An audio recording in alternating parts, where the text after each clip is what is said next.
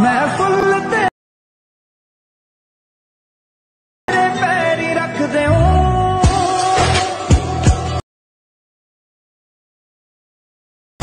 तू जद लंघना अपनी सखियां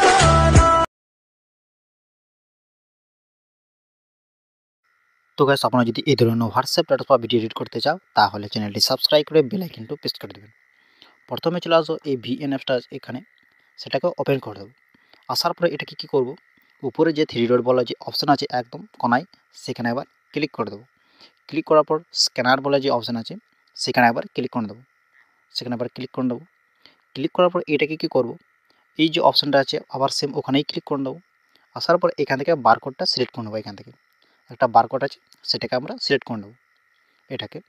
তো আমার এটা নেট অন বলে নেই বলে হচ্ছে না, তো আমি নেটটা ওপেন করে নিই এটাকে।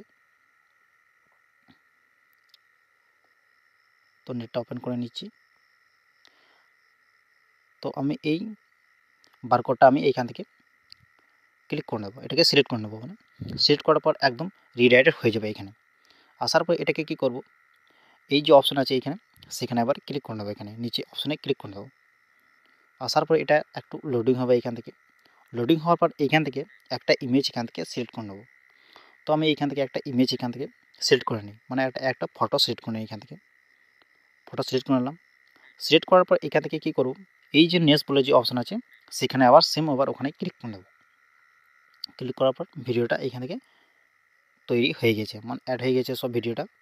আসার পর এটাকে কী করব এই যে উপরে যে অ্যারো চিহ্ন আছে সেখানে ক্লিক করে ভিডিওটাকে এখান থেকে সেভ করে নেব। তো ভিডিওটা আমি এখান থেকে সেভ করে নিই। এখান থেকে সেভ করে নিই। তো আমি এটা ভিডিওটা সেভ করে নিলাম। তো সেভ করার পর এটাকে আমি তো ডান করে দেবো। এটাকে ডান করার পর কী করব নিচে যে প্লাস চিহ্ন আছে সেখানে আবার ক্লিক করে নেব। ক্লিক করার পর আবার এখান থেকে নিউ প্রজেক্টে চলে আসবো। আসার পরে সেম ওই ভিডিওটাই আবার সিলেক্ট করে নেব। ওই ভিডিওটা এখান থেকে আবার সিলেক্ট করে নিলাম। এখান থেকে সেট করে নিলাম। তো সিলেক্ট করার পর এটাকে কি করব এটাকে সং অ্যাড করে নেব এটাকে। সো এটাকে সং অ্যাড করতে হবে।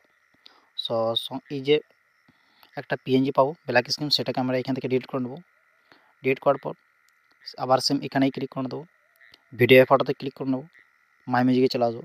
এখান থেকে মাই মিউজিকে আবার চলে আসবো। তো আমি এখান থেকে সংটা অ্যাড করে নেব। আবার এখান থেকে টিক করে দেবো।